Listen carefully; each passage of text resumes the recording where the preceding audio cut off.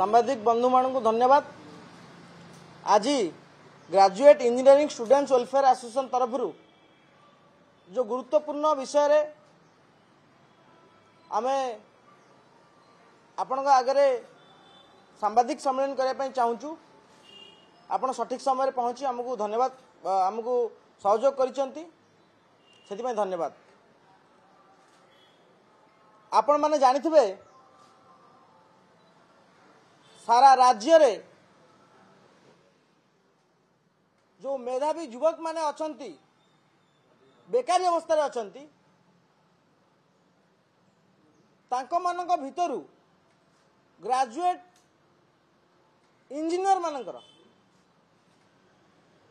गोटे सिंहभाग संख्या रही पाखापाखि 30,000 रु ऊर्ध्व ग्रेजुएट इंजीनियर आज डिग्री धरी अपेक्षा करिसेंती सरकारी चाकरी करिवे, किंतु सरकारंकर विभिन्न निष्पत्ति टाळाटुळ नीति एवं तांकर मनमुखी शासन लगी आजिर जो व्यवस्था तैयारी है जो दारुण दुख परिस्थिति सृष्टि है डिग्री इंजीनियर को जीवन रे ता न कहवा भल।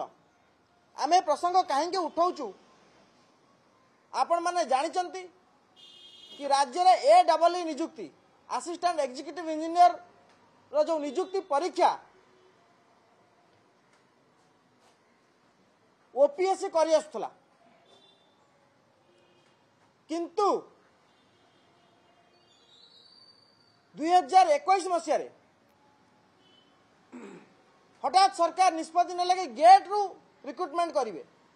जहाँ फल से केस आज पर्यंत कोर्ट रे गड़ुची एवं लोक माने पिला माने मेधावी माने कोर्ट रो चक्कर काटुचंती। आपण मानकु जणाया चाहिए ये हूँ Odisha engineer service association jar चिठी राज्य रे वर्क्स डिपार्टमेंट रे असिस्टेंट एग्जीक्यूटिव इंजीनियर पदवीर संख्या है 737, किंतु आपण जानिले आश्चर्य हेबे मात्र 18 जन चाकरी रे अछंती, 719 पदवी फांका पड़ी। अनुरूप भाव में housing and urban development department रे ये हूँ पदवी संख्या 404, मात्र 139 जन AEE अछंती, 265 पदवी फांका पड़ी। राज्य रे डिग्री इंजीनियर माने डिग्री धरी घरे बसचंती, सरकारी पदवी फांका पड़ी। एवं जेतेबेले गेट को हमें विरोध कलु, कारण गेट रो जो व्यवस्था रही ता मात्र 3 वर्ष वैलिडिटी अच्छी सर्टिफिकेट रो एवं 2000 रु अधिक टंका गेट फॉर्म फिलअप करने राज्य में जो भाव में छात्र मारणा नीति एवं आर्थिक शोषण करने मेधावी को सरकार जो षड्यंत्र करुले आम जो विरोध कलु अति आश्चर्यजनक भाव कोर्ट रे एक सत्यपाठ दाखल करिछि ओडिशा सरकार। ओडिशा सरकारंकर वाटर रिसोर्स डिपार्टमेंट यार सचिव होउचंती अनुगर जे दीर्घ वर्ष हम पदवी अछंती, वाटर रिसोर्स सेक्रेटरी अछंती। सब आश्चर्य कथा हूँ सरकार ओपीएससी उपर भरोसा नहीं बोली सरकार निजे सत्यपाठ दाखल कर सीधा सड़क लिखिं transparency to the recruitment process in order to get best candidate for the post of assistant executive engineer. एतरे सीधा सड़क से ओपीएससी रो स्वच्छता उपर प्रश्नवाची सृष्टि कर जोटी सरकार ओपीएससी उपर भरोसा नहीं, जोटी अनुगर मैडम कर ओपीएससी उपर भरोसा नहीं, ताले से जो संस्था जो कॉन्स्टिट्यूशनल बॉडी ओपीएससी बा ओडिशा लोकसभा आयोग जेते तमाम परीक्षा करुची, ओएस करुची, सिविल सर्विस एग्जाम करुची, ओएस ओपीएस ओएफएस सब से संस्था रिक्रुटमेंट करुची। तापरे मध्य जदि सरकारंकर ए संस्था उपरे विश्वसनीयता उपरे संस्था सरकारंकर ताले संस्था रहिबो काहे सरकार ओपीएससी को ओपीएस रा आवश्यकता कोन अछि। एवं द्वितीय प्रश्न ये हेउची ओएलए ओडिशा विधानसभा calling attention notice Bharatiya Janata party रो विधायक मानकर दस्तखत अछि एथरे। भारतीय जनता पार्टी जेतेबेले विरोध दल थिला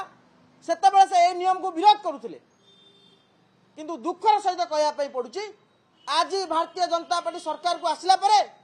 तांको सचिव प्रीति घारिछ तांको वाटर रिसोर्स सेक्रेटरी अनुगर्ग प्रीति घारिची ये जो कॉलिंग अटेंशन आनिथिले ता कोन सेतेबेले प्रहसन थिला आमे प्रश्न करूछु। राज्य रे 30,000 ऊर्ध्व बेकारी डिग्री इंजीनियर बसला बेले जो गेट मेथड सरकार आपणे पई जाउचंती बा आपणैचंती सेतिरे मात्र ऑन गेट मेथड रे मात्र ओडिसा रो 794 जन आवेदन करिया पई योग्य होइतिले। 2019 मसरे जेतेबेले एडब्ल्यू भारतला सेतेबेले 22,000 पिला आवेदन करि परथिले किंतु जेतेबेले गेट मेथड सरकार नउचंती सेतेबेले 1000 पिला मध्ये आवेदन पई योग्य होउनांती। एवं आपन को जणै देबा पई चाहूची गेट मेथड रे जो गेट रो सिलेक्शन प्रोसेस अछि सेतिरे वुमेन कोटा नाही सेतिरे एक सर्विसमैन कोटा नाही तले सेही सब कोटा रे जो माने चाकरी करिया पई ओपीएससी जो कोटा व्यवस्था अछि से माने केमिति ओपीएससी भीतर को आसीबे आमे बारंबार दाबी रखिचु कि सरकार को मुंडू को ए जो गेट मेथड रो भूत चढ़ी सरकार से निवृत्त रुहंतु। दीर्घ 5 वर्ष हो गला गोटे रिक्रुटमेंट प्रोसेस आरंभ हो शेष हो पारुनी। दुई थर तीन थर गेजेट नोटिफिकेशन सरकार परिवर्तन कर सारे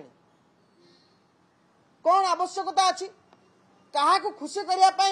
सरकार एवं जलसंपद विभाग ये विभ्रांतिकर निष्पत्ति नौचंती से समान ढांचारे ओपीएससी पंचायत राज विभाग एडब्ल्यू परीक्षा करुच्ची जदि पंचायत राज विभाग एडब्ल्यू परीक्षा ओपीएससी करि पारुची संपूर्ण प्रक्रिया ताले कौन पाई वाटर रिसोर्स डिपार्टमेंट परीक्षा करि परिबोनी ओपीएससी जदि सरकार ओपीएससी विश्वसनीयता उपर प्रश्न उठुची ताले से ओपीएससी को सरकार रखिचंते काहेकि राज्य जते तमाम OS OFS ORS OPS posting होची ता ऊपर कोन या प्रश्नवाची सृष्टि करबोनी कि आमे सरकार को निवेदन करूचु आमे सरकार को चेतावनी दउचु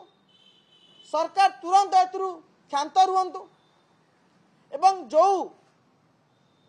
प्रोसेस बा आईनगत लड़ाई चली सरकार आईन विभाग तुरंत यह समाधान करू एवं आज आम संगठन graduate engineering students welfare association तरफ आगामी जो विधानसभा बसिया जाउची ए जो समस्या रही जो समस्या को विरोध दल थिबा समय रे भारतीय जनता पार्टी विधानसभा उठाइथिला एवं आज सही चिठी देखले से लुचुचंती डरुचंती आमे समस्त विधायकों को आम संगठन तरफ पत्र लिखिबू एवं आमर स्वर आमर कथा आमर दुख सारा राज्य रे डिग्री इंजीनियर मानकर जो दुख ताहा केमती विधानसभा उठी पारिबो तार केमती स्थायी समाधान नहीं पारिबो से दिगरे राज्यर विधायक गण पवित्र विधानसभा प्रश्न उठाए बोली आमर विश्वास से विश्वास रखी आम संगठन तरफ समस्त 147 जन विधायक को आम चिठी माध्यम अनुरोध करूँ।